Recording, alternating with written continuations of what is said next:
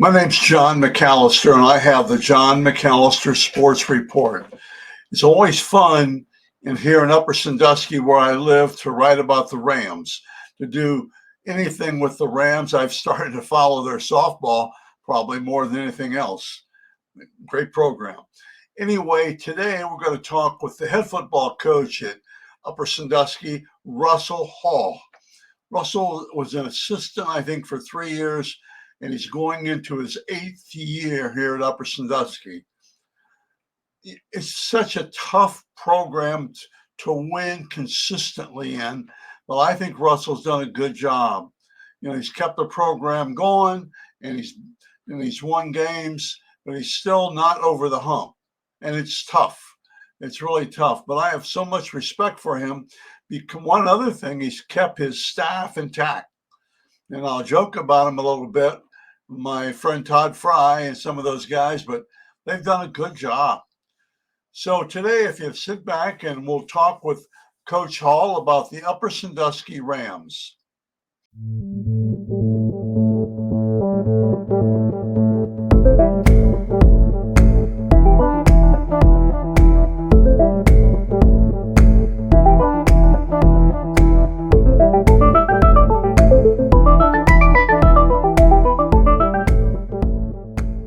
Like I said in my introduction, my guest today is the head football coach at Upper Sandusky High School, Russell Hall. And this is more of a meet the team type preseason video podcast. And I don't do many of these, but I want to do the Wyandotte County ones. So, Coach Hall, how are you? I'm doing fantastic, John. How's the weather? It's warm. It's nice. Is it warm where you are? So, yeah. It's warm in Upper Sandusky. Yeah. I know that. Yeah. Well, thank goodness for air conditioning and old age, I guess. Coach, how did you do in your scrimmage against Centerburg? Now, I realize that's it's a small program, but it's a very good program. And I think there was probably a big tight end, defensive end that stood out a little bit for them. I think he's like 6'4", 6'5", big kid. Yeah. He's a Division I prospect. Yeah. College football. So, and it's funny. Last year I saw him play out here at the field, and I thought he was just okay at that time, but he's improved an awful lot. Yeah. They're a very good program. Yeah, very well coached, very fundamentally sound. Right. They returned a lot of guys from their offense and defensive sides of the ball last year. And it was nice to see just where we stacked up, going against a team that we knew was going to be very fundamentally sound and, a pretty decent team. So, and I felt we held our own. We made mistakes. It's good to find those out now, at the first scrimmage to try and work on it to fix. And we did some other things really well. I always thought that's why your first scrimmage should be important. Yeah. And against a friend or somebody, a good coach, though, you don't get crazy, but you learn an awful lot against a good team. Yeah, absolutely. And then, do they still have 3 scrimmages? No, it's just 2. Okay, so back when I coached, they had 3. You could have 3. I like that because that second one, you just kind of wanted to get healthy and stuff. You didn't want to get killed. And the third one, you wanted to be ready to go. Anyway, let's talk about Upper Sandusky. What are your thoughts so far on practices and things like that? I like the players' attitudes of showing up and working hard. We don't really have the complainers. We've got workers. They've been very coachable so far. And, I like to see the improvement every day. It seems like somebody is taking something and getting better at it, which is really good as a coach to see. Right. I like your staff. I mean, some of those guys have been with you for a while. Yeah. That's really, really good, I think. Yeah, I'm very fortunate. Very fortunate. I've had Seth Fitzgerald on my coaching staff. This is my 8th year as a head coach. This is his 7th year now as the offensive coordinator. I've had Todd Fry all 8 years as a head coach. Does a great job. Jeremiah Johnson, I've had all 8 years helping on my staff. Jason Cheese I've had all 8 years. So yeah, I've been very fortunate to have good guys to work with that understand football, passionate about football, and to retain them, so that you're not necessarily coaching them. So And being a former head coach, I think it's really important that you know each other. Yeah. You know your weaknesses, and you know when you're in a certain mood, okay, this is what we expect, or when, things like that. And I think the days of screaming and yell at kids are just about over. Yeah, I see them some places, but I think you got to pick your poison. But I think you have to be so much more positive. Yeah, that's definitely true. You have to really look at each individual player. Some respond to being, more firm too. And other ones, yeah, I mean, they'll shut down. Some need, like you said, that positive reinforcement of, yeah, I'm doing it right. That's what I'm supposed to do. Good. I'll keep doing it. So yeah, it's just kind of a case by case basis. And yeah, as a coaching staff, we've been together several years, and yeah, like you said, we definitely get along together and understand each other too. Super. Yeah, that's awesome. Okay, last year 5-5, I think. Yeah. Okay, now this will probably, and then Perkins was in a different league. Yeah. You get to the state championship game, you're pretty good. You're pretty good, I think. And the thing is, I don't know how this probably sounds bad, but I think it's always important to win the games that you should win. And then you play hard, maybe on a couple more, but you're in the other ones. And I think that's what really helps your program. Win the games that you should win, and play real, and try to, and don't quit on the other ones, but play hard, and you'll get a win. You guys beat Mohawk last year, I think. Yeah. That was a good win for us. Program. Yeah, that's good. Okay. What do you? What was your record roughly? I know you've 18 and 35 or something like that. I wrote it down here someplace. Yeah, I don't know. I'll take your word for whatever it is. So that's good. Yeah, it's good. Okay, we don't want to talk about it, especially Northern 10 Athletic Conference. How's that changed? This year it's pretty much the same. It's the same. Next year is a really big change, bringing in some more teams. We'll also have an extra league game next year. Week 3 will start league play next year. So you're going to have 2. Okay. Yeah, it'll be 2 non-league games next year. That's good. Who's coming? Hopewell Loudon. Do you play them? Hopewell Loudon, Calvert, Willard, and Lucas. So okay, Lucas, good. You got to fly it. You got to take a Greyhound bus, or? We played them before. We were in the NCC. So for that year. Yep. Just normal yellow school bus. I'm just being funny. Yeah. Sarcastic. Yeah. Okay, let's talk about you a little bit. You're going into what, your 8th year? This is my 8th year as a head coach. My 18th season coaching at the high school. My 19th season coaching in the district. That's really good. Okay, that's good. Somebody I know told me he just retired, but he'd been a head coach for 26 years. Yeah. That's something. In this day and age, I don't know if he can do that or not. That's a long time with media. 1 day at a time, 1 year at a time, 1 season at a time. So. Exactly. But still having fun and mostly making sure you're helping kids. Mm-hmm. It's probably a cliche, but make sure you're making kids better. I think it's important. I think assistant coaches. I think you mentioned them. Todd Fry might be your weak link. I don't know. Todd is solid. So he understands. Yep, everything. Great job. I was joking, Coach Fry. Yeah. Seth, where's Seth Fitzgerald from? Does he come from St. Mary's or Salina? Yeah, from St. Mary's High School. Yeah. Okay. He comes from a good program then. Yeah. Yep. Sounds good. Okay. Well, let's talk offense. What do you got coming back on offense, players-wise? On the offensive line, Derek Barr will be a 3-year starter now as a senior. He's playing pretty solid, so that's good. At tailback, we have Ethan Lewis, who will be another returning starter for us at the tailback spot. Josh Heilman at the receiving core. He's been catching passes now. This will be his 3rd year out there on varsity. Right. getting some time at that. So impressed with Ethan Lewis. Yeah. He came. We talked about recruiting a little bit the other day. It's a recruiting tool. I mean, that's pretty common. But get some. All these coaches, Division III guys, are at these camps. They work them, they watch them, and everything. So I think it's really important.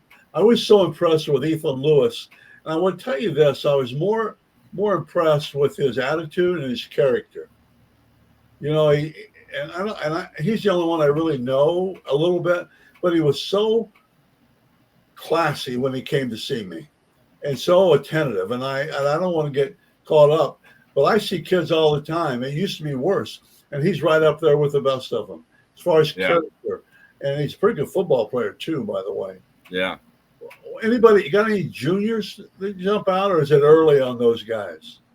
Yeah, I mean, the junior class itself is getting better, you know, at all the different positions. But yeah, we'll wait and see until Friday nights. That sounds good. What about freshmen? You told me that you were unexpected, had quite a few out, more kids out than you thought. Yeah, in June we had like 5 or 6 that were showing up, and then all of a sudden, you know, we hit after the Monday after the 4th of July, and we were all of a sudden we were up to 15.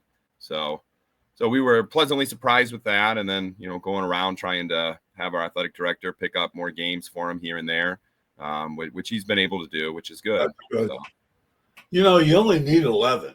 Yeah, 11 to play. Yeah. Everybody tells me, and I was a head coach, and a couple times we would up in that league up with Lakota, we would call. I say, Coach, we're going to have on the freshman team, we may have 4 sophomores playing a little bit, but if you want to play, that's what we have to do. I mean, we're not trying, but I think it's real. What the sophomore class is the one that always was important to me. Get them back out from that freshman year, and stuff, you know. But you've had a pretty good turnout, haven't you? Yeah. The bottom 2 grades right now are, you know, they're getting better. They're workers. The sophomores as a whole had a fantastic off season. And I think that's going to show. I mean, there's going to be quite a few sophomores, you know, kind of sprinkled in there that you'll see if you come watch us. That's good. That's really, really, to me, important. How about on defense? Anybody coming back?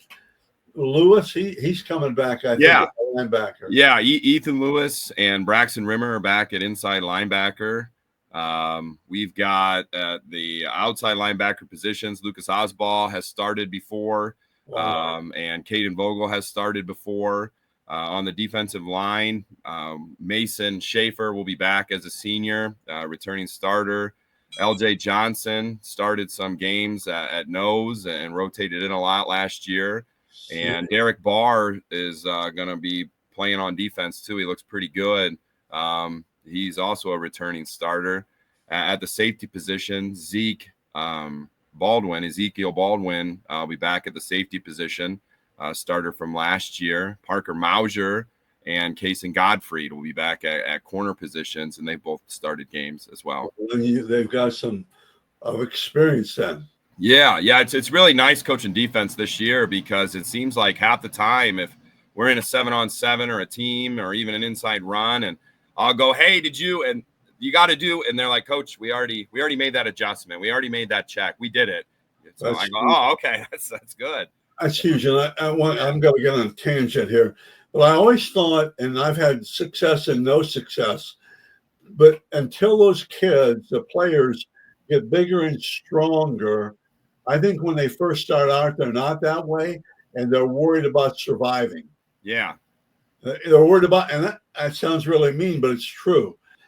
So then you say, I'm going to get you. Instead of worrying about surviving, you're dominating. It sounds like you got kids coming back that can, with experience, that could do that. Yeah, I agree with you. I think as, you know, the first year starters, especially if you're a younger guy, you're worried about locking down this position or worrying about messing up versus, coming back as a starter.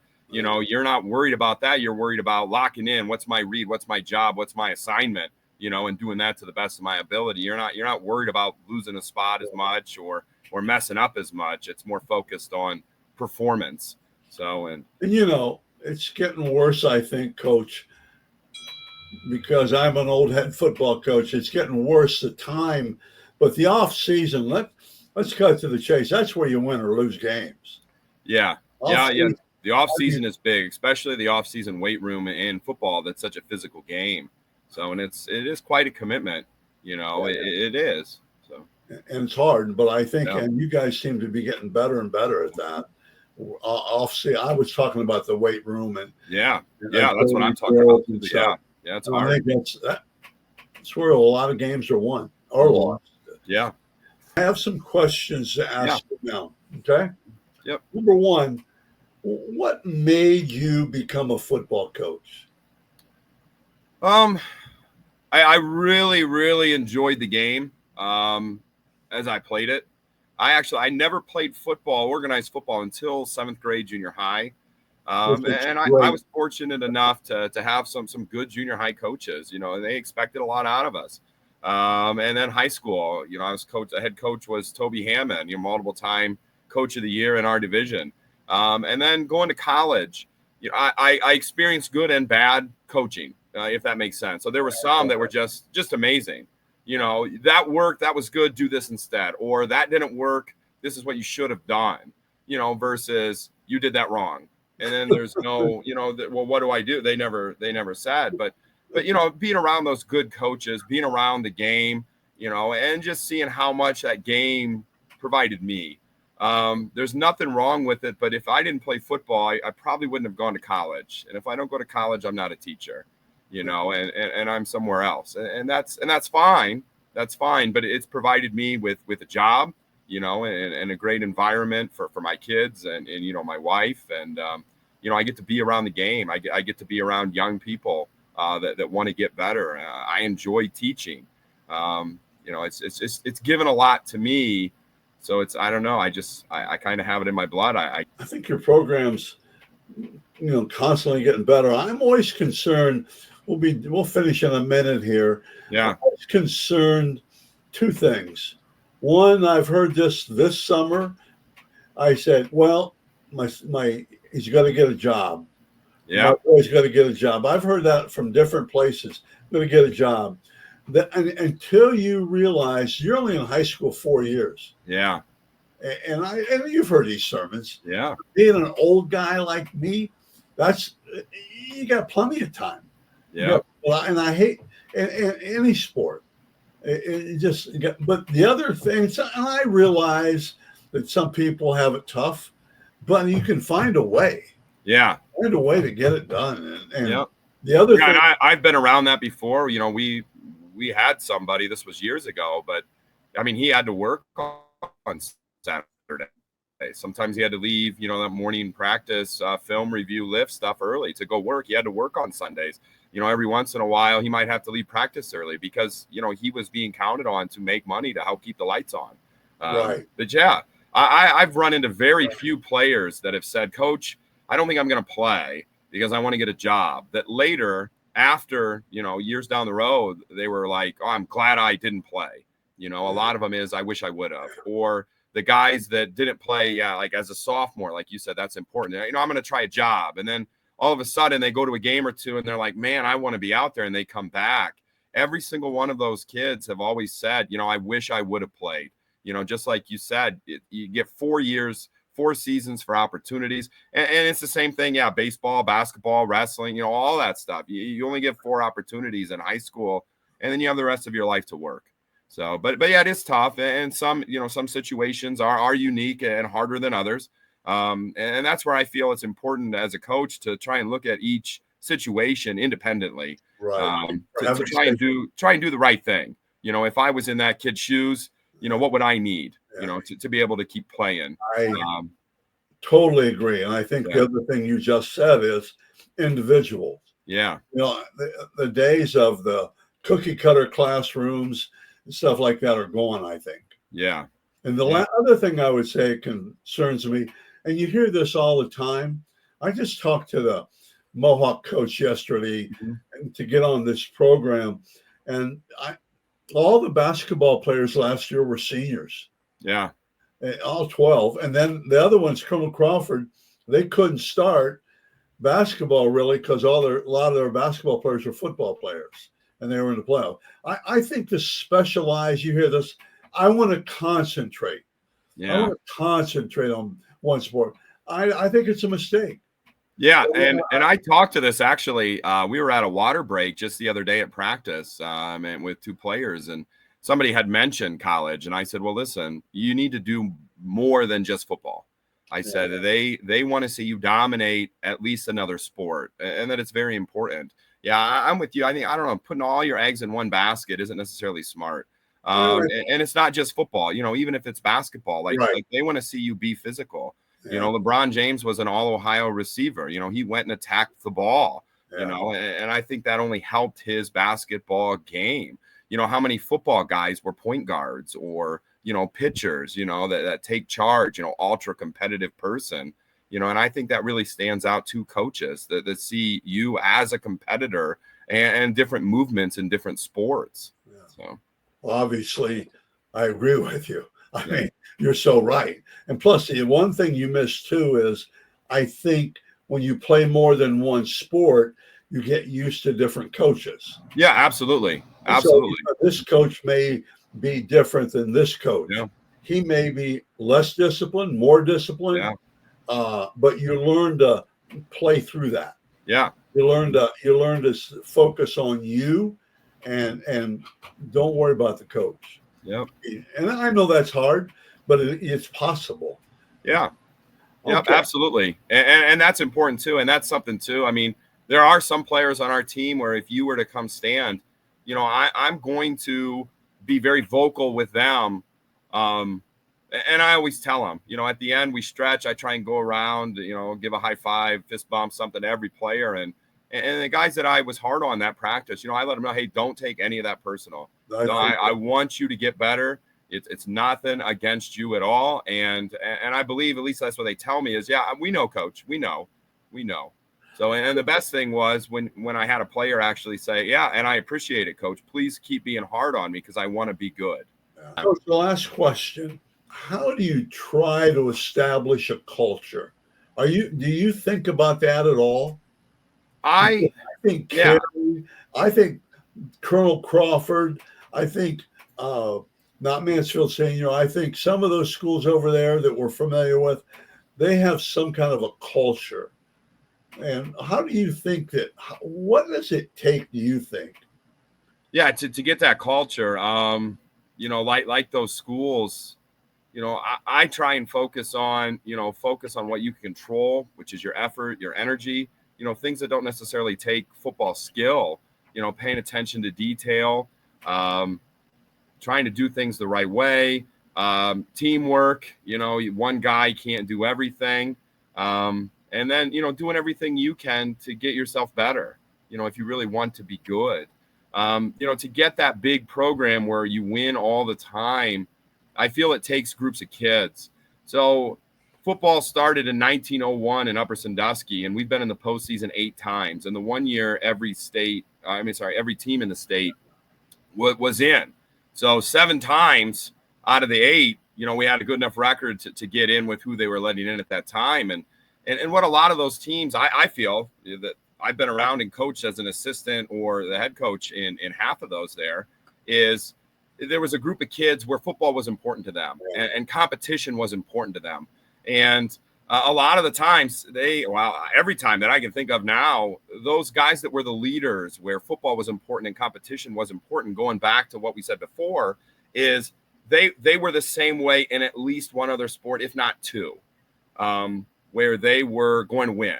They had kind of that Michael Jordan mentality of, I want to beat you in whatever it is. If it's a drill, if it's tic-tac-toe, it doesn't matter. And they were committed year round. They were in the weight room. They were, before school in another sport, they were still getting in, getting some form of lift to get better. And they just had that mentality. And that's where, it's hard. But that's where winning with that, it becomes more contagious. I feel, the more successful you are. Well, why were they successful? Well, look at what they did. They were committed in the off season to the weight room. they were committed to being on time to practice and early, and focusing and controlling what they control, and that's the stuff that we try to promote. Is all of that stuff. Be the best athlete that you can be. We try and tell all the coaches. We talk to these other players about hey, maybe you should wrestle. Maybe you should run track. Trying to get them to like you said before, coach, I really want to focus on just the weight room. And I said, well, they lift too. Track is in the weight room. Wrestling is in the weight room too. And you can do both. So I feel that, it's built not just within your program, but in athletics in your school as a whole. Look at the boys sports for those schools you mentioned, and they're pretty good at football every year, but they're also pretty good at other sports as well.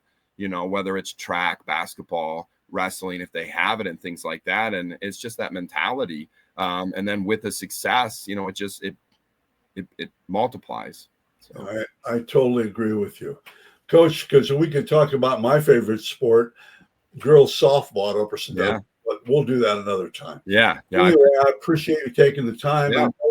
Your time's valuable, and you got to get out there pretty soon. So thanks again, Coach Hall, very, very much for being on. You're welcome. Anytime.